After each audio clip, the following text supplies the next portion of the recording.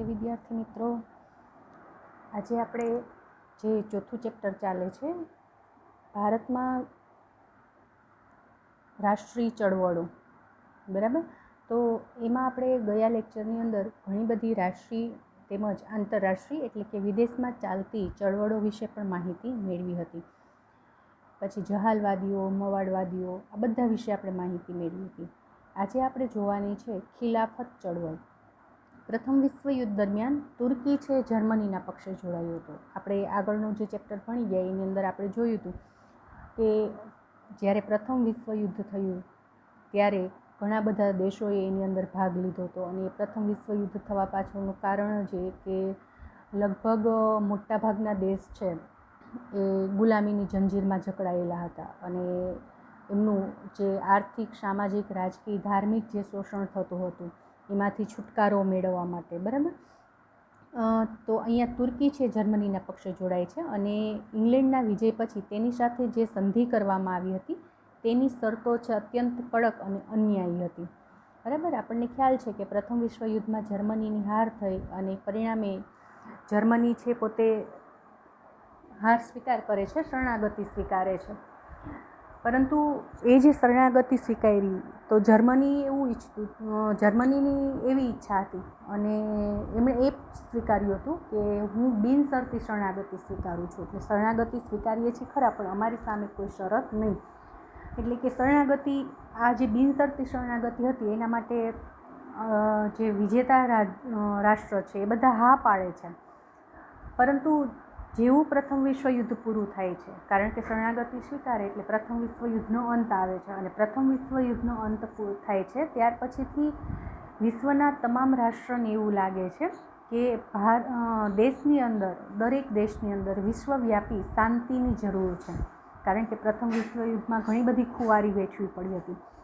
તો એના માટે એ લોકો એક બેઠક બોલાવે છે જે વર્સેલ્સ ખાતે બોલાવવામાં આવે છે અને એના લીધેથી જ એ જે સંધિ છે એને વર્સેલ્સની સંધિ તરીકે ઓળખવામાં આવે છે અને એ સંધિ મુજબ જર્મનીને ઘણી બધી રોકડ રકમ ચૂકવવી પડે છે। એની જે નદી છે રહાઈન નદી એ આંતરરાષ્ટ્રીય જળમાર્ગ માટે ખુલ્લી મૂકવી પડે છે, ખનિજથી સમૃદ્ધ પ્રાંત આપવો પડે છે, ઘણું બધું એને વેઠવું પડે છે, બરાબર। તો આ જે સંધિ હતી એ અત્યંત કડક અને અન્યાયી હતી અને તુર્કીનો સુલતાન એ વખતે ઇસ્લામ ધર્મના ખલીફા એટલે કે ધાર્મિક વડા છે કહેવાતા, ધાર્મિક વડા જે હોય એને ખલીફા તરીકે ઓળખવામાં આવતા હતા અને તેણે જે કડક શરતો આ લદાયેલી હતી એનો વિરોધ કર્યો અને એને હળવી કરવા માટે ભારતમાં જે ચળવળ થઈ તેને ખિલાફત ચળવળ કહેવાય છે, બરાબર। અલીભાઈઓ મૌલાના શૌકત અલી અને મૌલાના મોહમ્મદ અલી આ આંદોલનના મુખ્ય નેતાઓ હતા અને હિન્દુ મુસ્લિમ એકતાના ખ્યાલથી ગાંધીજીએ કોંગ્રેસને આ આંદોલનને ટેકો આપવાનો અનુરોધ કર્યો અને કોંગ્રેસના ટેકાથી આ આંદોલન વ્યાપક બન્યું। એટલે કે ખિલાફત ચળવળ કોણ કરે છે? ખલીફા એટલે કે ધાર્મિક વડા। તો એ સમયે મુસ્લિમોના ધાર્મિક વડા આ બે ભાઈઓ હતા, મૌલાના શૌકત અલી અને મોહમ્મદ અલી, બરાબર। એ બંને છે આ ખિલાફત ચળવળના નેતા બને છે અને ગાંધીજી પણ આ આંદોલનને ટેકો આપે એવું એમને અનુરોધ કરે છે, એટલે કે એમને આગ્રહ કરે છે કે તમે અમને ટેકો આપો એમ। ત્યાર પછી આવે છે અસહકારનું આંદોલન। અસહકારના આંદોલનને ડિસેમ્બર 1920 નાગપુર અધિવેશનમાં બહાલી મળી, એટલે કે નાગપુર અધિવેશનમાં અસહકારના આંદોલનને હા કહેવામાં આવી કે અસહકારનું આંદોલન આપણે છે ચાલુ રાખીએ, મંજૂરી મળી ગઈ। કોંગ્રેસે હવે બ્રિટિશ સામ્રાજ્યના નેજા હેઠળ સ્વશાસનને બદલે સ્વરાજ્ય જ જોઈએ એવી બુલંદ માગણી કરી હતી, જે આપણને ખ્યાલ છે બંગભંગનું આંદોલન થયું ત્યાર પછીથી આ જે ઘટના ઘટી છે। બંગભંગનું જે આંદોલન હતું એની અંદર પણ સ્વદેશી પ્રચાર, વિદેશી બહિષ્કાર એ બધું હતું અને અસહકારનું આંદોલન છે એની અંદર આ બધા પાસા તો આવરી જ લેવાયા હતા, બરાબર, કે સ્વદેશી વસ્તુઓ વાપરવાનો આગ્રહ રાખવો, વિદેશી વસ્તુઓનો બહિષ્કાર કરો। આ ઉપરાંત અસહકારનું આંદોલન અંગ્રેજોને એમના દરેક કાર્યમાં, વહીવટી કાર્ય હોય કે બીજું કોઈ કાર્ય હોય એની અંદર સહકાર ન આપવો, બરાબર। તો આ છે અસહકારનું આંદોલન અને આ બંગભંગના બંગભંગની જે ઘટના ઘટે છે ત્યાર પછીથી કોંગ્રેસ પણ સ્વશાસન, પહેલાં આપણે સ્વશાસન જોઈતું હતું કે આપણા દેશ પર આપણું શાસન હોય, આધિપત્ય હોય, પરંતુ એની જગ્યાએ હવે સ્વરાજ્યની માંગ છે, ઊભી થાય છે. અમને અમારું રાજ્ય જોઈએ, અમને અમારો દેશ જોઈએ. બરાબર. અને અસહકારનું આંદોલન છે એનું રચનાત્મક પાસું શું હતું? તો કે આંદોલનના હકારાત્મક પાસામાં હિન્દુ મુસ્લિમ એકતા. આ અસહકારનું આંદોલન છે એમાં હિન્દુ અને મુસ્લિમ બંને એક થઈને લડત આપી. સ્વદેશી ચીજવસ્તુઓનો આગ્રહ રાખ્યો. ઘેર ઘેર રેટીઓ ફરતા કર્યા. ટિળક સ્વરાજ્ય ફંડમાં 1 કરોડ રૂપિયા એકઠા કર્યા. ખાદી, અસ્પૃશ્યતા નિવારણ, દારૂબંધી, રાષ્ટ્રીય શિક્ષણનો સમાવેશ વગેરે થતો હતો. એટલે કે અંગ્રેજી શિક્ષણનો બહિષ્કાર, એની જગ્યાએ આપણું રાષ્ટ્રીય શિક્ષણ અપનાવવું. તો આ એની રચનાત્મક પાસું છે. ત્યાર પછી એનું ખંડનાત્મક પાસું આપણે જોઈએ. ખંડનાત્મક પાસું શું છે? બરાબર. તો જ્યારે બીજી તરફ ખંડનાત્મક પાસામાં ઘણા બધા એ સમયે આપણા ભારતીયો છે એ સરકારી નોકરીમાં હતા. બરાબર. અંગ્રેજ લશ્કરની આ જે અંગ્રેજોનું જે શાસન હતું એ સમયે જે લશ્કરમાં ભરતી કરાતી એમાં પણ આપણા હિન્દીઓ હતા ઘણા બધા. તો ખંડનાત્મક પાસુમાં આ જોવાનું છે કે સરકારી નોકરી, ધારાસભાઓ, સરકારી શાળા કોલેજનો ત્યાગ કરવો, સરકારી અદાલતો, સ્થાનિક સ્વરાજ્યની સંસ્થાઓમાં નિમાયેલ સભ્યોએ રાજીનામા આપવા, વિદેશી કાપડ અને માલનો બહિષ્કાર, સરકારી સમારંભ, ઇલકાબો, ખિતાબો વગેરેનો ત્યાગ કરવો જેવા અનેક કાર્યક્રમનો સમાવેશ થતો હતો. એટલે કે જે સરકારી નોકરીઓમાં જોડાયેલા હતા એ લોકોએ પોતાની નોકરીઓ છોડી, સરકારી શાળા કોલેજમાં ભણતા હતા એમને એક સરકારી શાળા કોલેજનો ત્યાગ કર્યો, સરકારી અદાલતનો ત્યાગ. બરાબર. સ્થાનિક સ્વરાજ્યની સંસ્થામાં જે નિમાયેલા હોય સભ્ય એ બધા રાજીનામા આપ્યા. વિદેશી કાપડની હોળી કરવી, એટલે કે સળગાવી નાખવું વિદેશી કાપડ, વિદેશીનો બહિષ્કાર.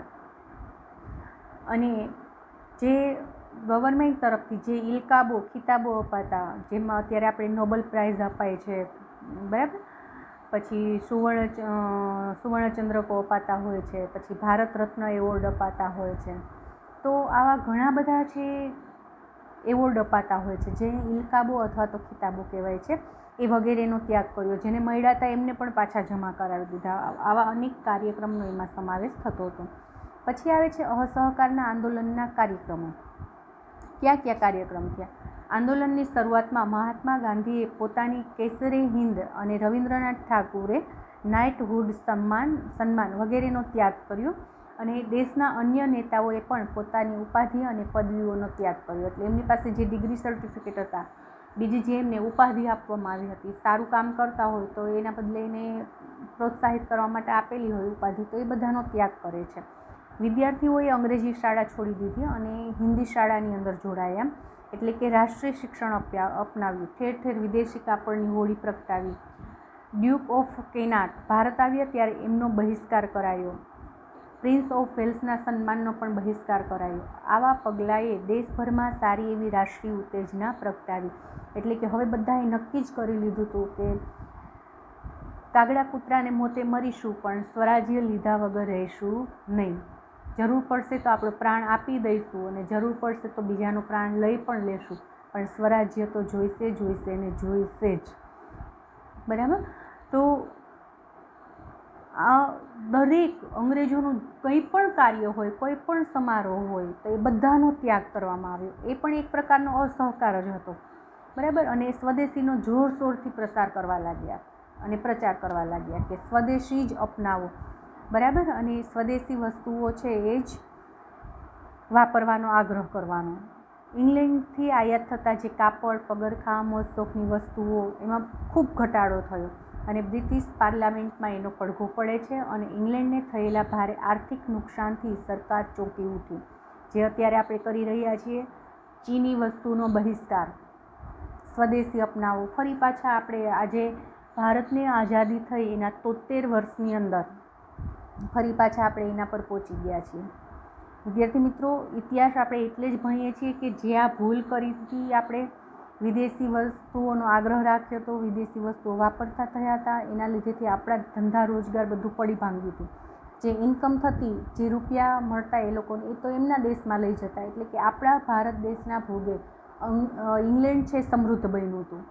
તો અત્યારે એ જ પરિસ્થિતિ ચાલે છે. ભારતના ભોગે ચીન સમૃદ્ધ બની રહ્યું છે. તો વિદ્યાર્થી મિત્રો, ચીની વસ્તુઓનો સંપૂર્ણ બહિષ્કાર કરો.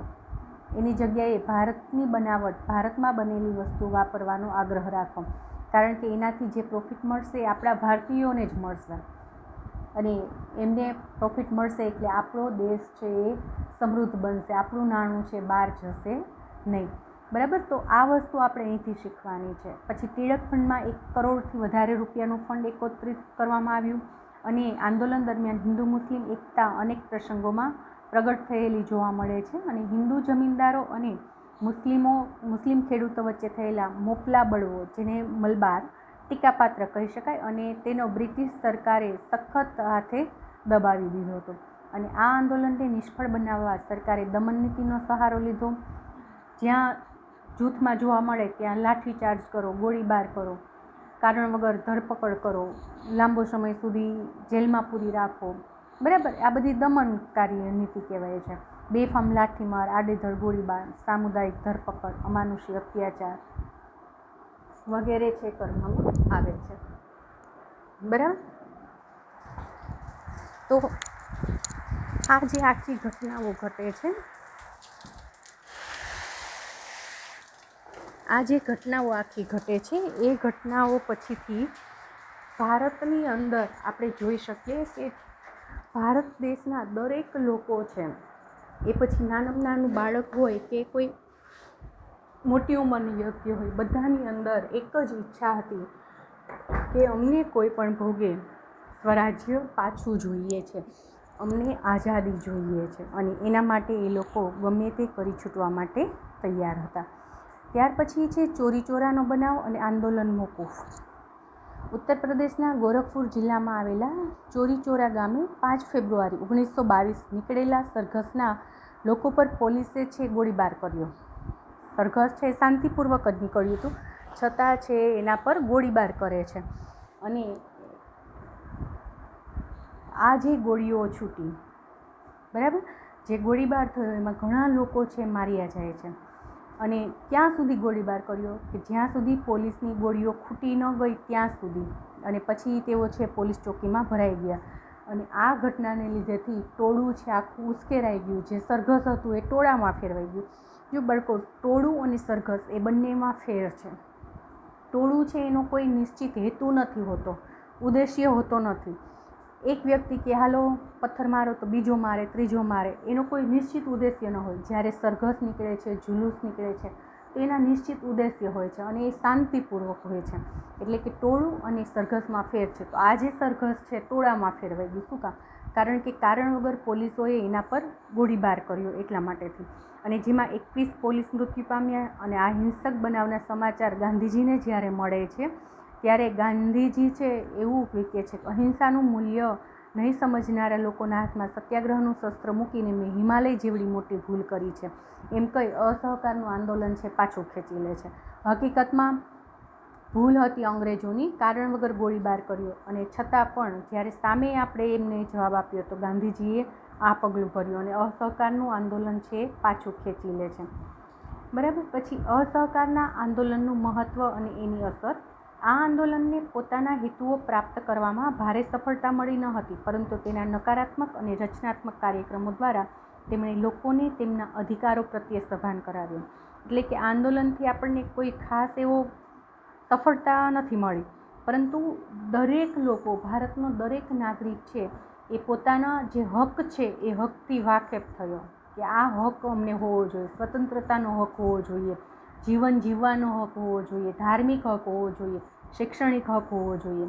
જે આપણે મૂળભૂત 6 હક ભણીએ છીએ ને બંધારણમાં, તો એ બધા હક હોવા જોઈએ આપણને. એના વિશે એનામાં જાગૃતિ આવી. સરકાર તરફ એકતરફી વિરોધી વાતાવરણ સર્જાયું. લોકોમાં અન્યાયની વિરુદ્ધ સંઘર્ષની ભાવના પ્રબળ બની. ભારતના બધા જ વર્ગમાં રાજકીય જાગૃતિ આવી. સ્વરાજ્ય માટેની તેમની શ્રદ્ધા છે અડગ બને છે. અને લોકોમાંથી લાઠી, દંડ અને જેલનો ભય દૂર થયો. હવે લોકો છે લાઠીથી, દંડથી નહોતા બીતા, જેલથી નહોતા બીતા. વાંધો નહીં, પકડીને કેટલાને જેલમાં ભરશે. આખા દેશમાં અસહકારનું આંદોલન ચાલુ હતું.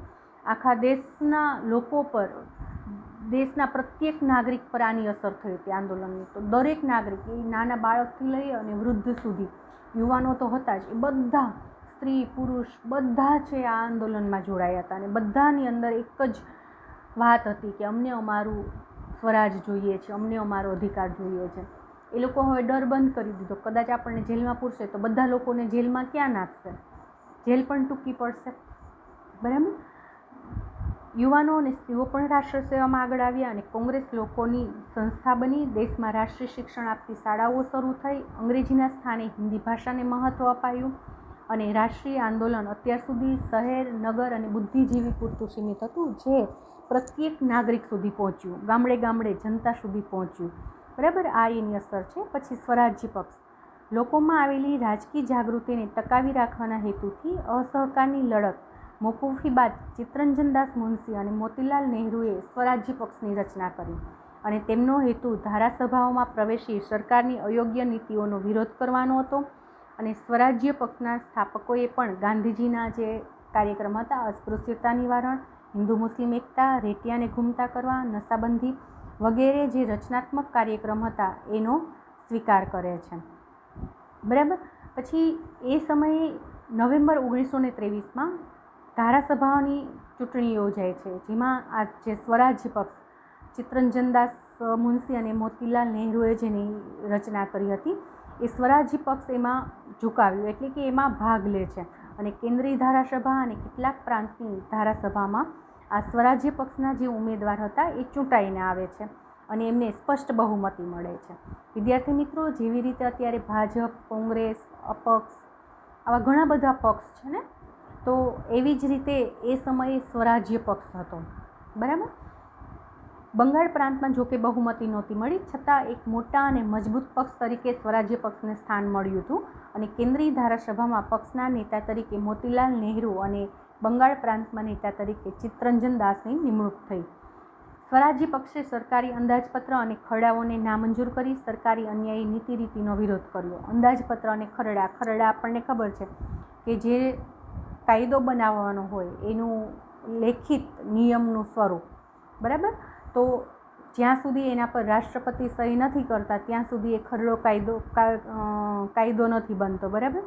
એટલે એનો આપણે કાચો મુસદ્દો કહી શકીએ. તો એ સમયે પણ આવા ખરડાઓ હતા, તો એ ખરડાઓ નામંજૂર કરે છે. અંદાજપત્ર, જે ખર્ચ, આવક, જાવક બધા જે અંદાજપત્ર મૂક્યા હોય એ પણ નામંજૂર કરે છે. અને સ્વરાજ્ય પક્ષની કામગીરીને કારણે સરકારે સાયમન કમિશનને 2 વર્ષ વહેલું નિમવું પડે છે. બરાબર. આ સાયમન કમિશનની જે નિમણૂક કરવામાં આવે છે એ સાયમન કમિશન છે ભારતના લોકોને સ્વતંત્રતા અપાવવા માટે, ભારતના લોકોને યોગ્ય ન્યાય મળે એના માટે એની નિમણૂક છે કરવામાં આવી હતી. ધારાસભામાં સ્વરાજ્ય પક્ષે શિસ્તબદ્ધ કામગીરી બજાવી, ઊંચી સંસદીય પ્રણાલીઓ સ્થાપી, ભારતના લોકોમાં લોકશાહી પદ્ધતિ અને બંધારણીય રીતે શાસન ચલાવવાની ક્ષમતા છે એ સિદ્ધ કર્યું એમ બ્રિટિશ સરકાર સમક્ષ એમણે સાબિત કર્યું છે. અને આવી સરસ કામગીરી માટે હિન્દનો શિક્ષિત વર્ગ સ્વરાજ્ય પક્ષ તરફ આકર્ષાયો. બરાબર. અત્યાર સુધી કોંગ્રેસને, રાષ્ટ્રીય કોંગ્રેસને એવું જ હતું. આ નવો પક્ષ આવ્યો, સ્વરાજ્ય પક્ષ, અને લોકોમાં પણ રાષ્ટ્રીય જાગૃતિનો પુનઃસંચાર થયો, એટલે કે એનામાં જાગૃતિ આવી અને સ્વરાજ્ય પ્રાપ્તિને વધુ નજીક લાવવામાં આ પક્ષ છે એમણે ખૂબ જ અગત્યનો ભાગ ભજવ્યો છે અને બધી જ બાબતમાં એમનું મૂલ્ય ખૂબ રહેલું છે. જૂન 1925માં ચિત્તરંજન દાસનું અવસાન થાય છે અને સ્વરાજ્ય પક્ષ છે નબળો પડે છે, કારણ કે હવે મોતીલાલ નહેરુ એક જ એમાં રહે છે. બરાબર.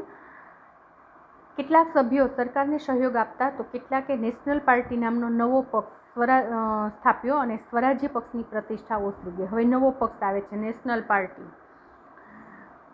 એના લીધેથી આ પક્ષની પ્રતિષ્ઠા છે ઓછી થાય છે અને તે પછી ચૂંટણીમાં તો મદ્રાસ પ્રાંત સિવાય સર્વત્ર તેના ઉમેદવારોને ભારે પરાજય સાંપડ્યો અને ઈસવીસન 1926માં જો કે બિપિનચંદ્ર પાલ અને સુરેન્દ્રનાથ બેનર્જીએ તો તેની કામગીરીની આકરી ટીકા પણ કરી કે આ સ્વરાજ્ય પક્ષે જે કામ કર્યું હતું એ વ્યવસ્થિત નથી એમ. તો આ રીતે અહીંયા ભારતને આઝાદી અપાવવા માટે જે ચળવળો ચલાવી એના વિશે આપણે વાત કરી કે કેટલી ચળવળો ચાલી છે, કેવા આંદોલનો થયા છે અને એમાં કોણે ભાગ લીધો છે. અહીંયા આપણે આ ચોથું ચેપ્ટર પૂરું કરીએ છીએ. એ સાથે જ આપણો પ્રથમ સેમેસ્ટરનો કોર્સ છે પૂર્ણ થાય છે. વિદ્યાર્થી મિત્રો, પહેલા સેમેસ્ટરની અંદર પ્રકરણ 4, પ્રકરણ 8, 9, 10 અને પ્રકરણ 13 આટલા ચેપ્ટર છે આપણા સિલેબસમાં છે. અને પ્રથમ રાઉન્ડની જે ટેસ્ટ લેવાશે એમાં પણ આ 5 ચેપ્ટરમાંથી જ પૂછાશે. એટલે આ 5 ચેપ્ટરની પૂર્ણ તૈયારી કરવી. Thank you.